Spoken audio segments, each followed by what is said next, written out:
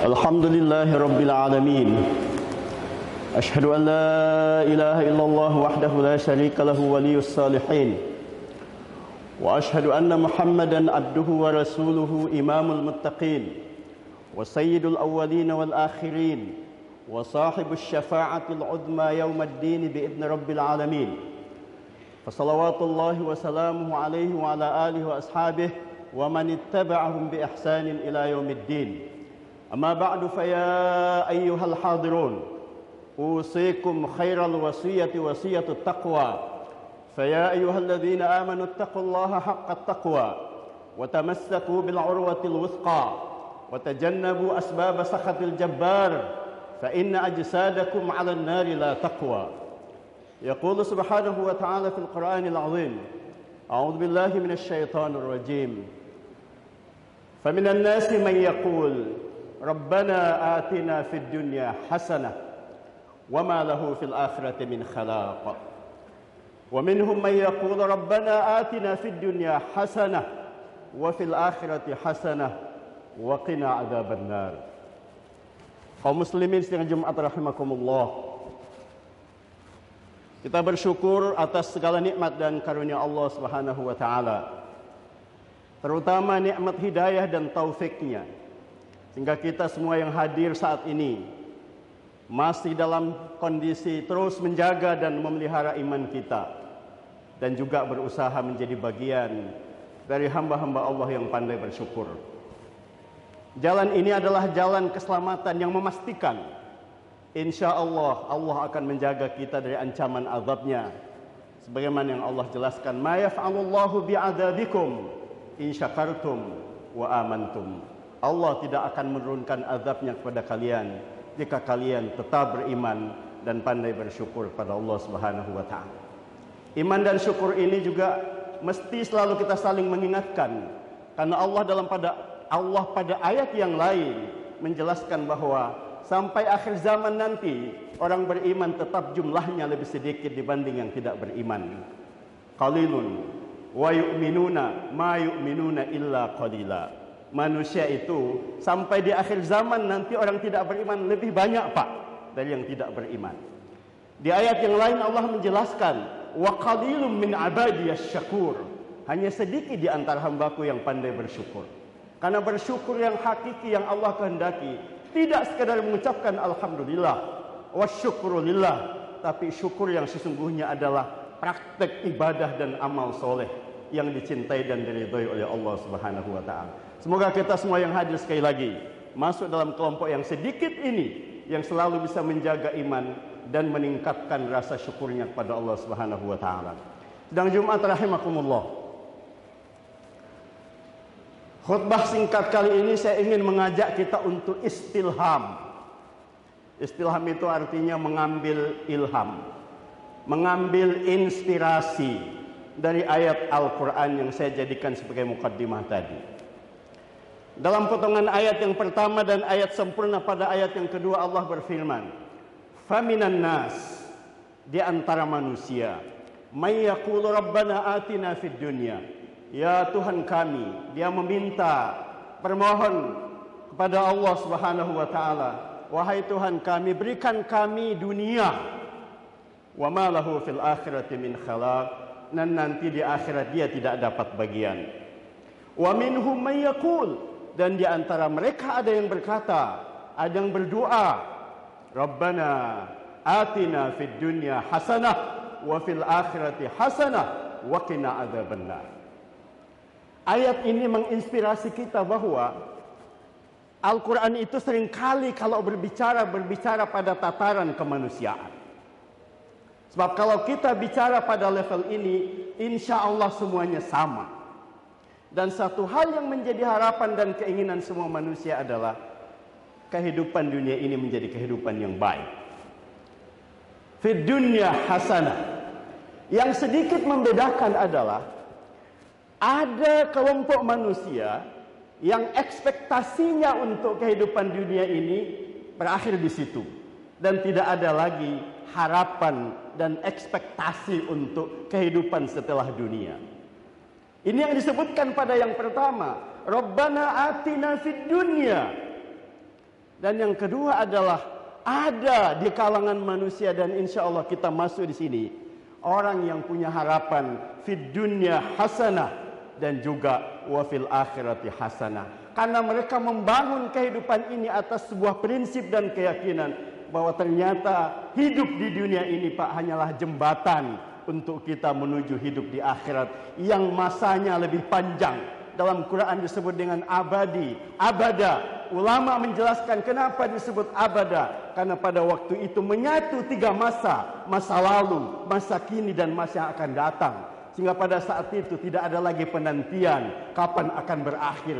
Maka disebut dengan masa yang panjang, masa yang kekal dan abadi untuk selama-lamanya. Sidang Jumat rahimakumullah, memperhatikan ayat ini menariknya bagi saya ketika kita menelaah dan membaca pemikiran para ulama kita, para filosof kita, memulai dari Ibnu Sina, Ibnu Arabi, Ibnu Khaldun, sampai pada pemikir-pemikir kontemporer ketika bicara tentang struktur kehidupan sosial manusia. Semuanya punya pandangan yang sama. Ibnu Arabi misalnya mengatakan, atau Ibnu Sina misalnya mengatakan bahwa kehidupan manusia ini, masyarakat manusia itu adalah wajah lain dari eksistensi manusia yang mempunyai ketidakmampuan, mempunyai kelemahan. Sehingga tidak ada manusia yang bisa memenuhi hajat hidupnya apapun itu kalau dia menyendiri. Dan karena itu satu tuntutan yang mesti dalam komunitas manusia itu adalah at-ta'awanu fima bainahum. Harus ada saling membantu, saling menolong antara satu dengan yang lain. Gagasan yang sama juga disampaikan oleh Ibnu Sina, Ibnu Khaldun dalam bukunya yang kita kenal, sangat terkenal, Muqaddimahnya Ibnu Khaldun, tokoh yang kita kenal sebagai tokoh sosial. Meskipun bukunya lebih terkenal pendahuluannya, Muqaddimahnya, daripada yang lain-lain. Beliau juga mengatakan di situ, al-insanu madaniyatut tab'i. Manusia itu pada prinsipnya adalah makhluk peradaban, makhluk yang membutuhkan kebersamaan, sehingga dia tidak bisa hidup sendirian. Apapun statusnya, apapun kondisinya, tidak ada Pak yang bisa hidup sendirian. Dan karena itu membutuhkan keterkaitan hubungan satu dengan yang lain, dan butuh ta'awun, butuh tafahum. Nah, dalam khutbah yang pendek ini saya ingin mengambil pandangan seorang ulama besar. Nama lengkapnya adalah Ali bin Muhammad Al-Habib bin Habib Abul Hasan Al-Mawardi. Dia salah seorang ulama Syafi'iyah yang sangat terkenal. Dan para ulama yang lain mengatakan bahwa inilah ulama yang pertama menganalisis persoalan-persoalan politik dalam perspektif fikih.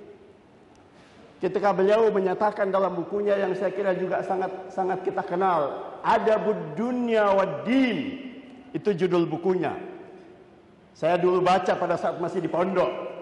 Kemudian saya coba lihat lebih jauh seperti apa Ibnu atau Imam Al-Mawardi ini memberikan penjelasan tentang apa yang beliau sebut bahwa innama tasluhud dunya. Dunia ini Pak, kehidupan dunia ini hanya bisa menjadi salah, bisa menjadi baik. Seperti yang saya katakan tadi di mukaddimah, semua orang menghendaki itu tanpa ada sekat ideologi, sekat etnis dan sebagainya. Semuanya sama harapannya. Apa kata Imam Al-Mawardi? Innama tasluhud dunya. Dunia ini hanya bisa berjalan dengan baik hatta tasira ahwaluha muntazimah. Keadaannya semuanya tertata dengan baik. Wa syu'unuha multaimah. Urusan-urusannya terintegrasi satu dengan yang lain, yang semuanya menghadirkan manfaat dan maslahat. Sittatu asya. Ada 6 hal. Jadi ini prasyarat dalam teorinya Imam Al-Mawardi Pak, kalau dunia ini mau baik. Tidak ada kegaduhan, tidak ada kericuhan, tidak ada keributan, tidak ada ketakutan. Yang pertama kata beliau, dinun muttaba'un, agama yang selalu diikuti. Jadi rupanya Imam Al-Mawardi itu dalam konsepnya menganggap bahwa agama itu adalah faktor paling utama untuk bisa menciptakan kehidupan dunia yang baik.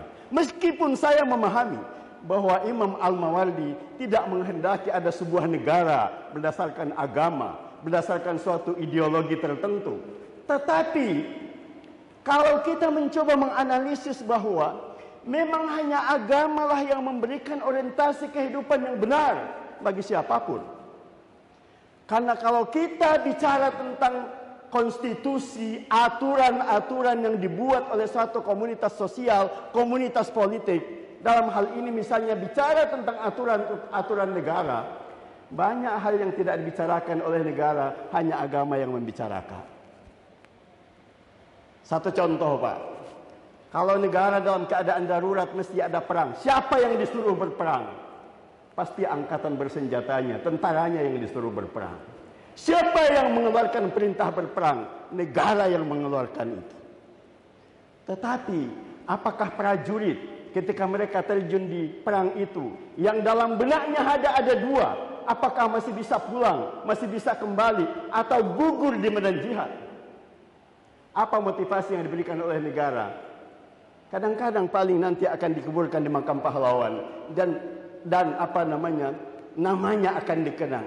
Tapi agamalah yang memberikan suatu motivasi yang sangat kuat. Kenapa mereka rela terjun untuk berperang itu? Karena mereka yakin, kalau saya mati dalam keadaan membela bangsa saya, membela negara saya, maka saya akan mati syahid dan saya akan mendapatkan keutamaan yang luar biasa. Hanya agama yang mengarahkan seperti itu, Pak. Lebih jauh dari itu, agamalah yang bisa mengendalikan. Siapapun manusia itu ada syahwatnya, ada keinginannya. Yang bisa meluruskan itu hanya agama.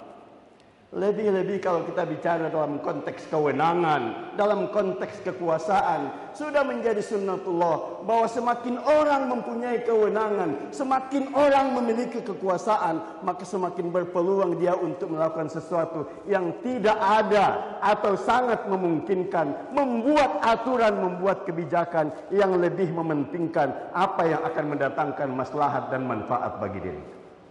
Yang kedua, singkat saja karena waktunya pendek. Yang kedua adalah sultanun qahir. Yang kedua yang bisa menenteramkan hidup dunia ini adalah adanya kekuasaan, adanya pemimpin yang kuat. Adanya pemimpin yang bisa ditaati, adanya pemimpin yang bisa mengatur segala urusan dengan baik.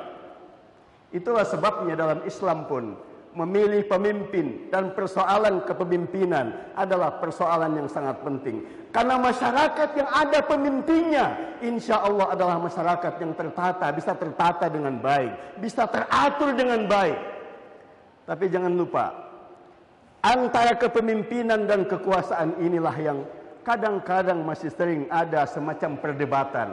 Seakan-akan mempertentangkan antara negara yang direpresentasikan biasanya oleh pimpinan, oleh penguasa dengan agama. Sehingga kadang-kadang masih ada muncul pemikiran, kalau begitu yang namanya agama itu harus dijauhkan dari politik, harus dijauhkan dari kebijakan-kebijakan yang mengatur masyarakat. Biarkanlah itu berjalan sesuai dengan aturan yang ada.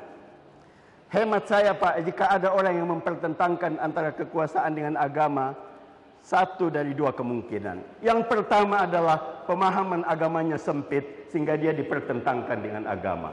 Atau pemahaman kenegaraannya sempit lalu dia dipertentangkan dengan agama. Saya yakin buat kita semuanya insya Allah sangat memahami persoalan itu. Bahwasanya bagaimana kekuasaan itu punya power, punya kekuasaan untuk menata kehidupan masyarakat, berorientasi pada kemaslahatan dan kemanfaatan. Tapi itu selalu ada dalam bingkai nilai-nilai agama yang mengajarkan seperti yang saya katakan tadi, bahwa kalau orang diberi kepemimpinan itu hanya ada dua fungsi yang paling penting bagi dia. Pertama adalah ar-riayah dan yang kedua adalah al-mas'udiyah. Dia sebagai pemelihara, sebagai penjaga terhadap siapa yang dipimpin, dan dia juga harus selalu sadar bahwa ini adalah pertanggungjawaban, bukan fasilitas, bukan kenikmatannya yang lebih dia pikirkan, tapi yang dia pikirkan terutama lebih awal adalah apakah saya bisa bertanggung jawab nanti di hadapan Allah Subhanahu wa taala. Yang ketiga, tapi menurut saya ini adalah hasil pertemuan dari dua hal ini. Agama yang selalu menjadi pemandu dan adanya kepemimpinan yang kuat dan dijalankan sebagaimana mestinya, maka lahir pilar yang ketiga yang bisa membawa kehidupan manusia ini menjadi baik adalah adlun syamilun, tegaknya keadilan yang komprehensif, yang menyeluruh dalam seluruh aspek kehidupan manusia. Mulai dari kehidupan adil bagi dirinya, adil bagi orang lain. Dan Imam Mawardi lebih mendeskripsikan lebih jauh bahwa keadilan yang muncul dan diharapkan itu ada tiga. Keadaan atau keadilan orang yang di atas terhadap orang yang di bawahnya. Pemimpin terhadap yang dipimpin. Dan keadilan yang dibawa kepada orang yang di atasnya. Keadilan orang yang dipimpin terhadap yang memimpin. Dan yang ketiga adalah keadilan yang selevel, yang sesama. Semuanya itu harus terwujud dalam kehidupan jika kita ingin kehidupan dunia ini bisa berjalan dengan baik. Dan keadilan ini, Pak, inilah yang kemudian melahirkan faktor-faktor berikutnya. Yang keempat adalah amun, rasa aman yang menyeluruh. Apa yang membuat kita merasakan keamanan itu adalah kunci kesuksesan dalam sebuah kehidupan sosial masyarakat. Salah satunya adalah jika keadilan itu ditegakkan. Dan Imam Al-Mawardi mengatakan bahwa keadilan seorang pemimpin terhadap orang yang dipimpin itu indikatornya adalah pertama, selalu berusaha bagaimana memudahkan orang-orang yang dipimpin. Jangan sebaliknya membuat hal-hal yang menyebabkan orang yang dipimpin itu kesulitan, kesusahan dalam segala hal. Dan yang kedua adalah di dalam memimpin tidak menggunakan kekuasaannya di dalam melakukan kebijakan-kebijakan, tidak menggunakan kekuatan bagi orang-orang yang dipimpin, karena memang yang dipimpin itu kadang-kadang tidak berdaya. Maka ketika pemimpinnya tidak berlaku adil, maka yang menjadi korban adalah orang-orang yang dipimpin. Barakallahu li wa lakum fil Qur'anil azim. Wa nafa'ani wa iyyakum bima fihi minal ayati wa dzikril hakim. Aqulu qawli hadza wa astaghfirullahal azim li wa lakum wa lisairil muslimin fa ya fawzal mustaghfirin wa ya najatat taibin.